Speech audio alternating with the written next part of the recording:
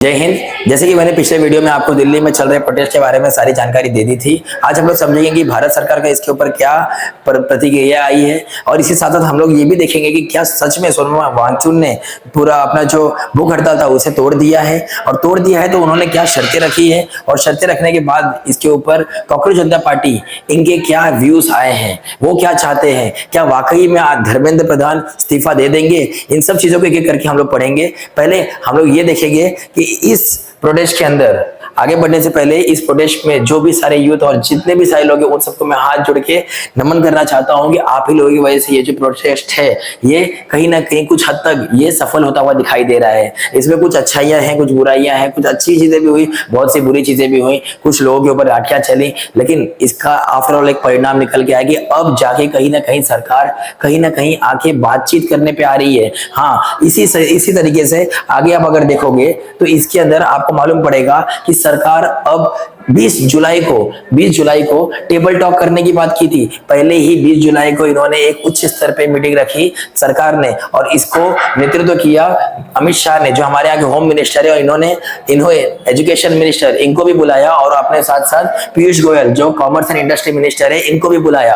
और साथ में देखो ये इनको समझा रहे कि देख भैया, अब इस बार ना कोई तेरा प्रॉब्लम नहीं होना मांगता है, तेरे चक्कर में वैसे ही हमारा सब कुछ बहुत सुन चुका हूँ, ऊपर से पूरा आ गया है, ऊपर के चच्चा भी हमको ही डांट रहे हैं कि ये सब क्या कर रहा है। अभी तेरी बातें हम लोग रख रहे हैं। ये मीटिंग कुल 4 घंटे तक चली थी। 4 घंटे तक चलने के बाद ये मीटिंग में ये निष्कर्ष निकल के आया, इन्होंने इस चीज के ऊपर बात की कि अब आगे पेपर लीक न हो, दिल्ली के अंदर सुरक्षा कैसे बढ़ाई जाए और कैसे यहाँ के जो माहौल है इन सबको एकत्र करके मतलब इनको कैसे शांति में लेके आया जाए, इन सब चीजों के ऊपर इन्होंने बात किया। और भी चीजें थी जो अंदर की बातें थी, लेकिन इसी 20 जुलाई को इन्होंने बोला एक काम करते, देख भाई अपन मीटिंग कर लिए, मीटिंग करने के बाद इन्होंने बोला कि हम एक आदमी को इसकी जिम्मेदारी देते हैं। इन्होंने उसी 20 जुलाई को एक आदमी को बुलाया जिनका नाम था जेपी नड्डा।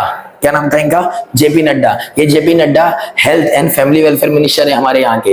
ये health and family welfare minister को इन्होंने ये जिम्मेदारी दी। देखिए अमित शाह इनको जिम्मेदारी दे रहे हैं कि ये जिम्मेदारी दी कि भैया अब ये तुमको जिम्मेदारी दे रहे हैं, तुम जाके किससे मिलोगे? कॉकरोच जनता पार्टी के रिप्रेजेंटेटिव लोग से मिलो और उनसे बातचीत करो कि उनकी मांगे क्या है और क्या वगैरह चीजें हैं, ठीक है। और जेपी नड्डा ने इसकी कमांड संभाल ली।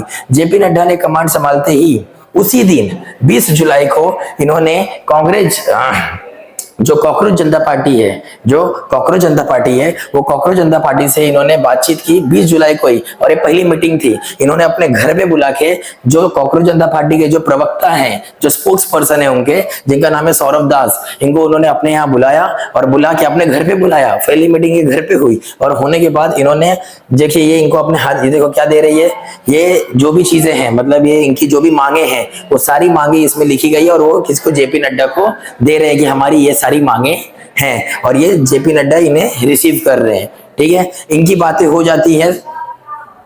इसके बाद उसी समय 21 जुलाई की रात को यानी जैसे ही 22 जुलाई आता है, ये लोग पहुंच जाते हैं कहाँ पे चल जाते? सोनम वांगचुक के यहाँ पे। और देखिए यहाँ पे जेपी नड्डा है और यहाँ पे जितेंद्र सिंह है, मतलब जेपी नड्डा और जितेंद्र सिंह यहीं पे है, और यहाँ पे सोनम वांगचुक है। देखिए जिनको उस समय 21 जुलाई की रात को म्युनिसिपैलिटी हॉस्पिटल से उठा के इनको यहाँ पे मेदांता हॉस्पिटल में लेके आया गया जो गुरुग्राम के अंदर स्थित है। वहीं पे सीधा पहुंच गया कौन? जेपी नड्डा और जितेंद्र सिंह। जेपी नड्डा और जितेंद्र सिंह मिलकर यहाँ पे इनसे घंटों बात करते हैं और इसके ऊपर निष्कर्ष निकालते हैं कि किस तरीके से आप अपनी भूख हड़ताल रोकेंगे। और इसके ऊपर इन्होंने अपनी एक शर्त बताई। जो सोनम वांगचुक है उन्होंने बोले कि देखो भैया, मैं अपनी भूख हड़ताल तोड़ने के लिए तैयार हूँ, और इनका ये 26वां दिन था भूख हड़ताल का। और ये इन्होंने 23 जुलाई को इन्होंने बोला कि मेरी एक शर्त है, मैं अपनी भूख हड़ताल तोड़ दूंगा। जो भी स्टूडेंट इसके अंदर पीसफुल तरीके से प्रोटेस्ट कर रहे हैं, आप उनके ऊपर कोई भी लीगल एक्शन नहीं लोगे, और लीगल एक्शन नहीं लोगे, इतना इन्होंने बात बोला।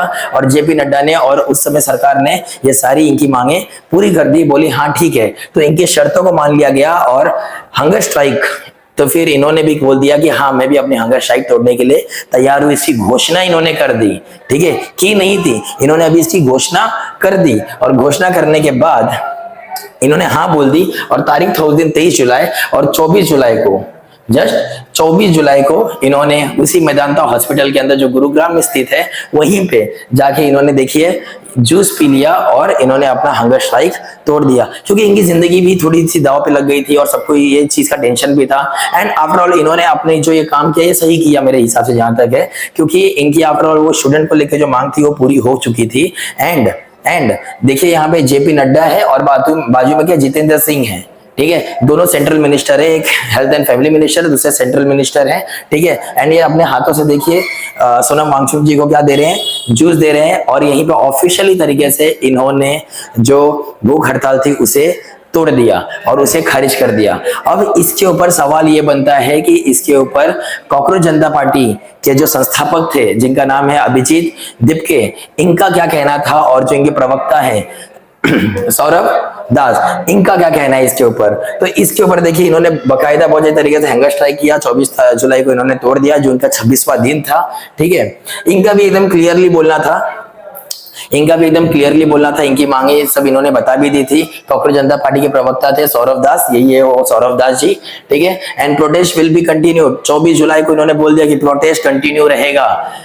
अच्छी बात है कि सोनम वांगचुक जी ने अपनी स्ट्राइक जो इन्होंने हंगर स्ट्राइक जो थी वो उन्होंने तोड़ दी, लेकिन ये प्रोटेस्ट अभी भी वैसा ही रहेगा।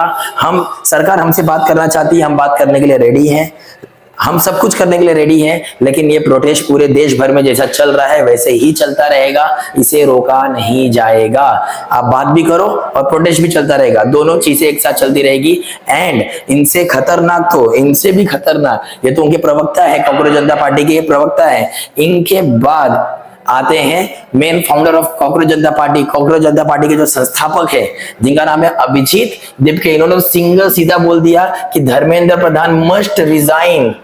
अभिजीत दिपके बोल दिए कि धर्मेंद्र प्रधान पूरी तरीके से रिजाइन कर देंगे तभी ये प्रोटेस्ट रुकेगा, नहीं तो रुकेगा नहीं। और हाँ, ये नॉन नेगोशिएबल है, इसके ऊपर हम लोग कुछ भी बात नहीं करेंगे, इसमें कोई भी बार्गेनिंग नहीं होगी। इसके अंदर सीधा सीधा अगर आपको प्रोटेस्ट रोकना है तो धर्मेंद्र प्रधान को एजुकेशन मिनिस्टर की पोस्ट से हटाना पड़ेगा।